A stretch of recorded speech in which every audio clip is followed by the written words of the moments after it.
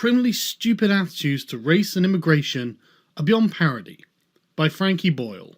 For those who aren't aware, Frankie Boyle is a famous Scottish comedian who is most renowned for being pretty damn offensive. Needless to say, I'm a fan of his.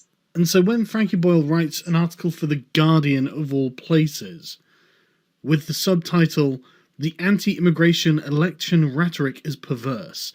We fear the arrival of people we have drawn here with the wealth we stole from them," I can see the misinformation coming a mile away. So Frankie begins the article by waffling in an overly verbose manner, reminiscent of Charlie Brooker, another man who I am a fan of, but has been led astray by misinformation.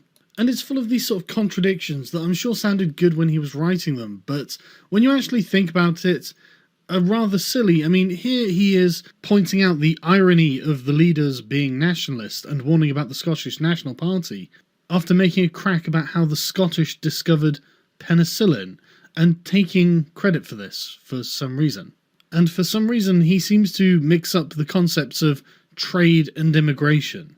But these really aren't very important. I'm not even bothered that he just assumes that an Australian-style point system for immigration will obviously be a racist system that caters exclusively to white people. You know, this is despite the fact that a Cambridge economics professor has warned the sheer scale of immigration has caused problems for the UK's infrastructure, which was largely built in the 70s. But you know what, none of that really bothers me. What really bothers me is Frankie Boyle's attempt to make British people feel ashamed of Britain's involvement in the slave trade.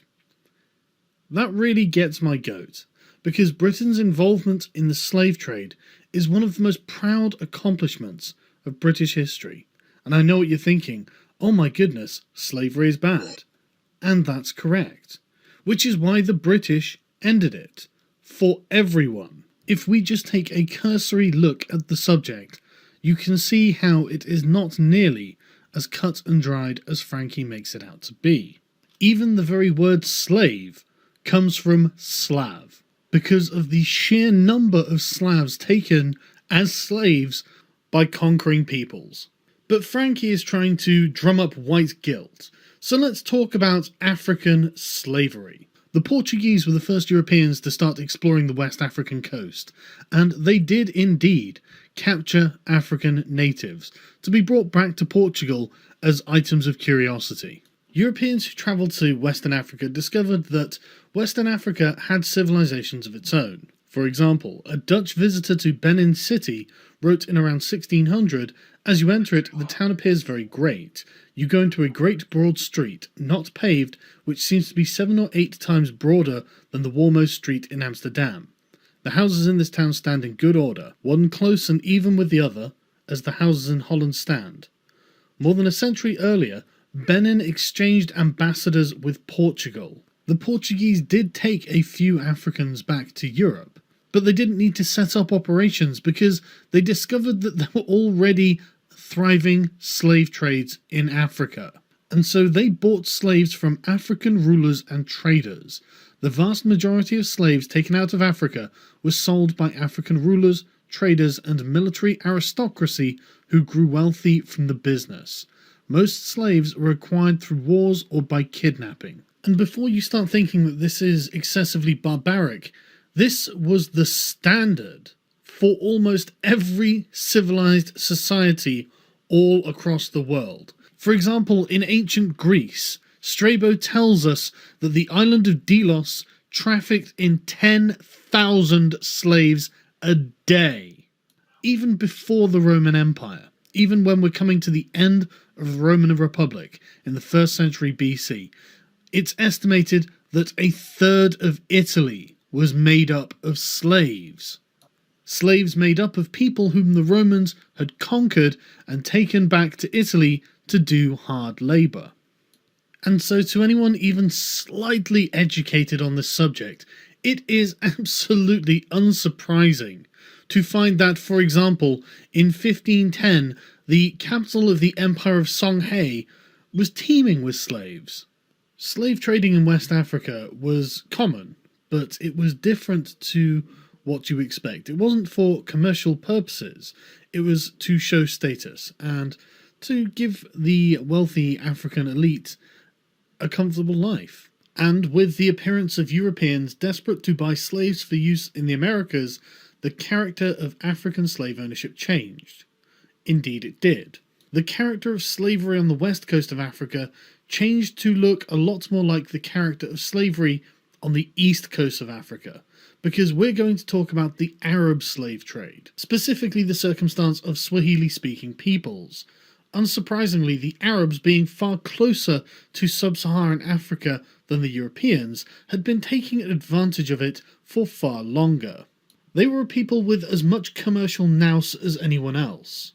The ruling class of coastal Swahili society, sultans, government officials and wealthy merchants, used non-Muslim slaves as domestic servants and to work on farms and estates. And they even had plantations, such as the Omani Sultan Said, who became immensely rich when he started up clove plantations in the 1820s with slave labour. Arab Muslims settled along the coast and intermixed with the locals, forming a people and culture known as Swahili, which started in around the 10th century AD. So unsurprisingly, the East Africa slave trade was well established long before Europeans arrived on the scene and was driven by demands for labour by the sultanates of the Middle East.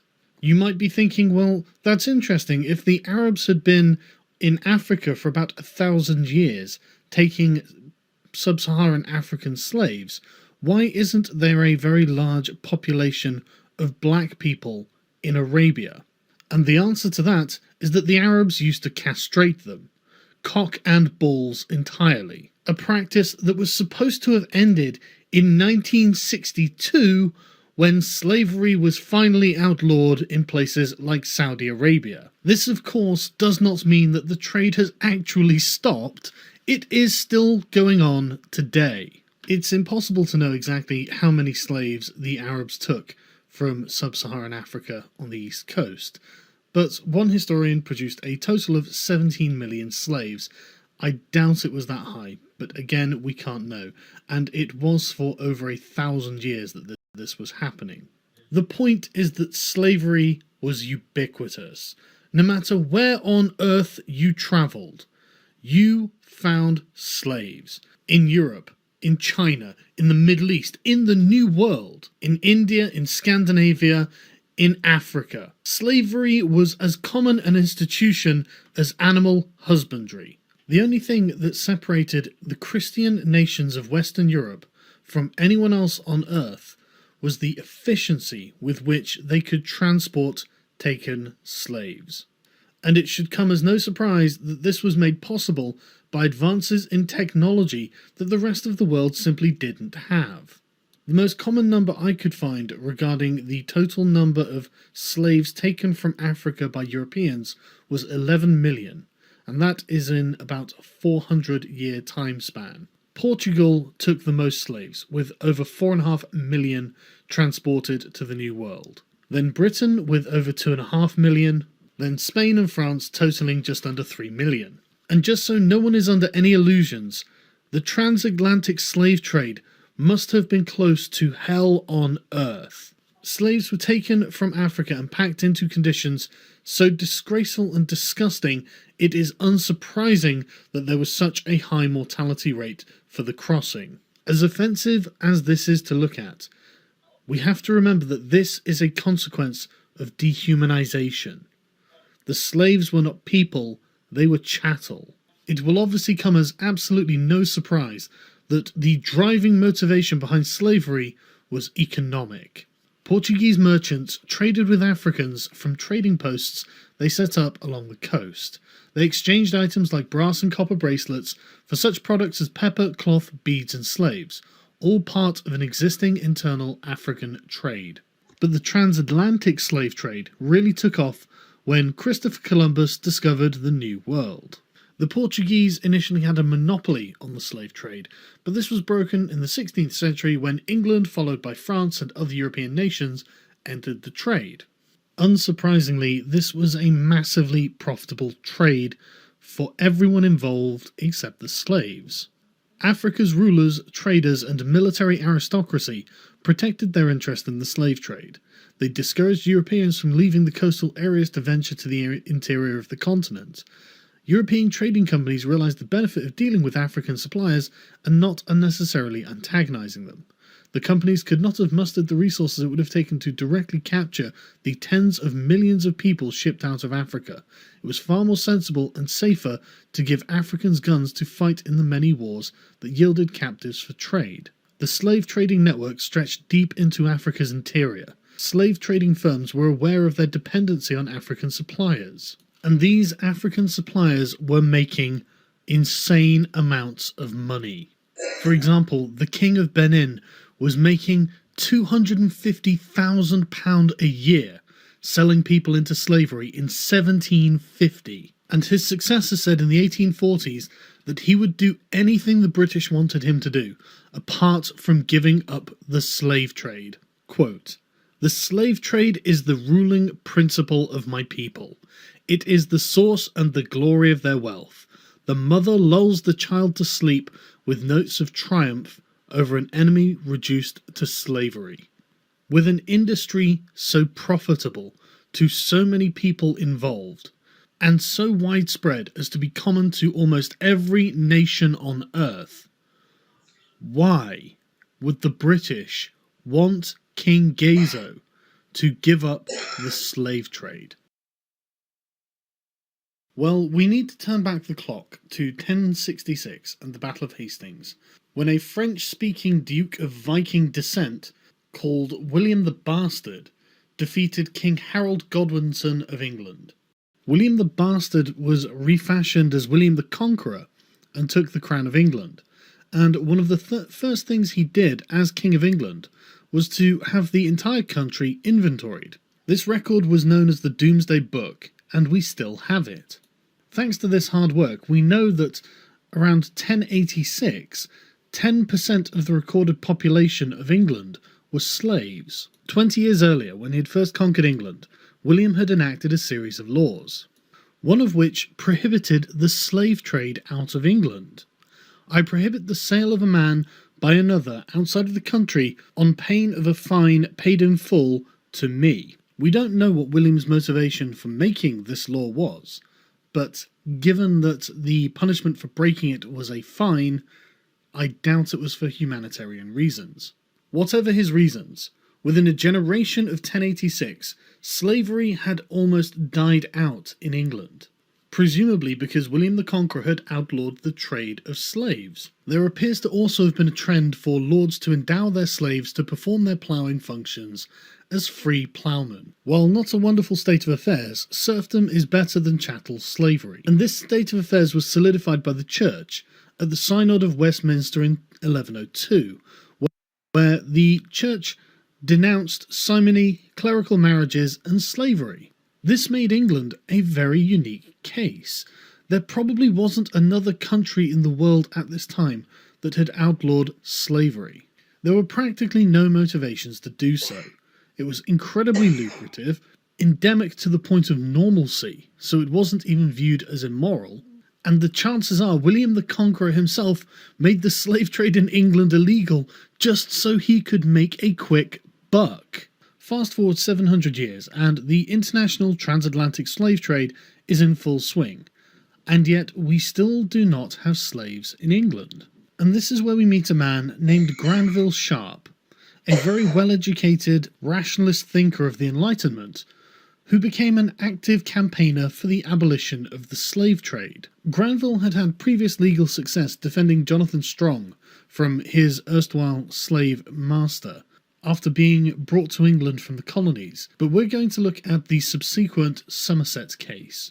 James Somerset was a slave from Virginia in America, who had come to England with his master Charles Stuart in 1769, and had run away in October 1771. After evading slave hunters employed by Stuart for 56 days, Somerset had been caught, put onto the slave ship Anne and Mary, to be taken to Jamaica and sold. 3 Londoners had applied to Lord Mansfield for a writ of habeas corpus, which had been granted, with Somerset having to appear at a hearing on the 24th of January in 1772. Members of the public responded to the plight by sending money to pay for his lawyers, who in any event gave their services pro bono publico, while Stuart's costs were met by the West Indian planters and merchants. Given his prior legal experience with the Jonathan Strong case, Sharp briefed Somerset's lawyers. The judgment was delivered on the 22nd of June 1772, and it was a clear victory for Somerset, Sharp, and the lawyers who had acted for Somerset. Mansfield acknowledged that English law did not allow slavery, and only a new Act of Parliament could bring it into legality. The verdict established one thing very clearly: a slave becomes free the moment he sets foot on English soil. And this was, according to Lord Mansfield, that the air of England is too pure for any slave to breathe. No matter what reason William the Conqueror outlawed slavery for, by the time this judgment was drawn by Lord Mansfield, it had become a point of principle. This precedent wasn't set for Mansfield's personal interests. This precedent was set to determine right from wrong. Granville Sharp went on to co-found the Society for Effecting the Abolition of the Slave Trade with fellow like-minded Enlightenment thinkers. And after 20 long years of campaigning in Parliament, which I won't detail here, they were successful in their goal of abolishing the international slave trade in 1807. Now, if you know anything about 1807, you'll know that this was during the War of the Fourth Coalition, where Napoleon Bonaparte was savaging great powers all across the European continent. The Napoleonic Wars led to new territorial acquisitions for Britain and helped stuff Parliament with more abolitionists than they had before, which is why the bill providing for the abolition of the slave trade to conquered territories triumphantly passed in both houses. And the following year this was superseded by a stronger measure that outlawed the British Atlantic slave trade altogether. But, given the raging war in Europe, it was rather difficult to enforce due to a paucity of available resources. After 1807, the Society for the Abolition of the Slave Trade, having achieved its goals, became the African Institution, whose principal aim was to ensure the new legislation was enforced and that other countries followed Britain's example. Persuading other countries to join Britain outlawing the slave trade proved more difficult.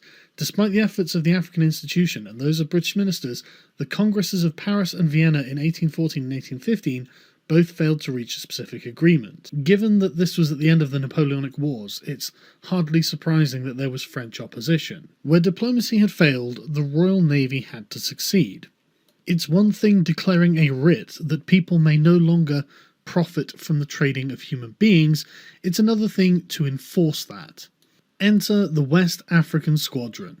The West Africa Squadron was a detachment of the Royal Navy that was given the task of blockading Africa, the continent, to make sure that slave traders were not taking slaves to the Americas. Needless to say, in 1807, there was only a token force performing this operation, comprising of 2 ships. This number was increased to 5 ships until the War of 1812 with the United States. But after 1815, with Britain victorious in Europe and supreme at sea, the Royal Navy turned its attention back to the challenge. The institution of slavery was formally abolished in the British Empire in 1833. And by the 1850s, around 25 vessels and 2,000 officers and men were on the station, supported by nearly 1,000 crewmen. Experienced fishermen recruited as sailors from what is now the coast of modern Liberia. It's worth noting that this was not a pleasant job, and the mortality rate was 5 times higher compared with fleets in the Mediterranean or in home waters. To help incentivize the crew, money was actually given to each crew per slave that they freed. But there was a real zeitgeist in Britain for the abolition of slavery. For example, the pursuit and capture of slave ships became celebrated naval engagements, widely reported back in peacetime Britain. They became a source of national pride. So it's no wonder that many of the crews really did have an evangelical zeal about the anti-slavery patrolling. However, I don't want to give the impression that this was all for humanitarian reasons. There's no doubt that Britain, in her foreign policy, used her anti-slavery laws as a stick with which to beat her opponents, primarily the Spaniards and the Portuguese, who refused to conform to these demands.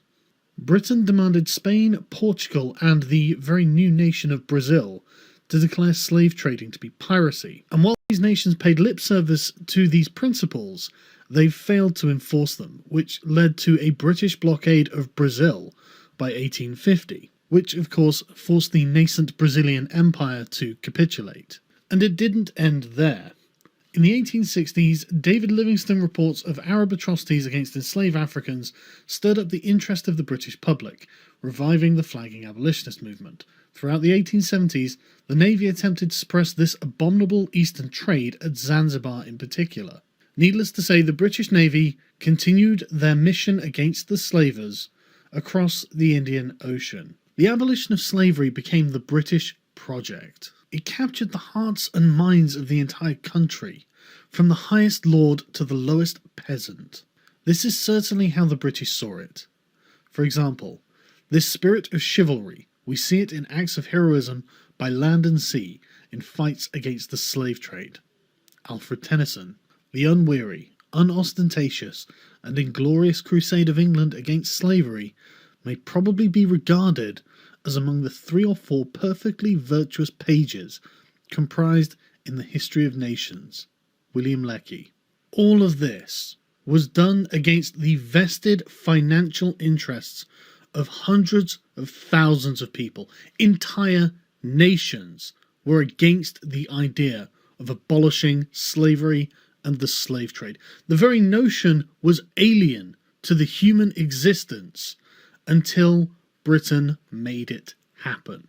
In the 19th century, if you saw a ship bearing down on you, flying this flag, and you were a slave trader, you knew that this flag stood for liberty. This was the flag of a nation that defied human convention for a point of principle and spent its blood, sweat, tears and treasure to enforce it on the world. This is the flag of the nation that accepted the absolute moral truth that slavery is wrong. No matter what riches can be amassed, no matter what power can be gained, no matter the cost, slavery had to be abolished.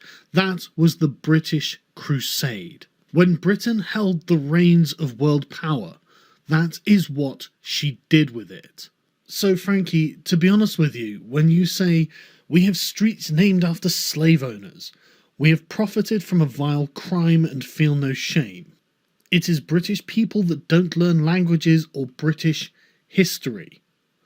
Britain is the true scrounger, the true criminal. I have to concur. British people apparently do not learn British history, because Britain's involvement in the slave trade is one of the most proud moments any nation could have had in their history. I want to make one thing crystal clear, Frankie. You live in a world without slavery because of Britain.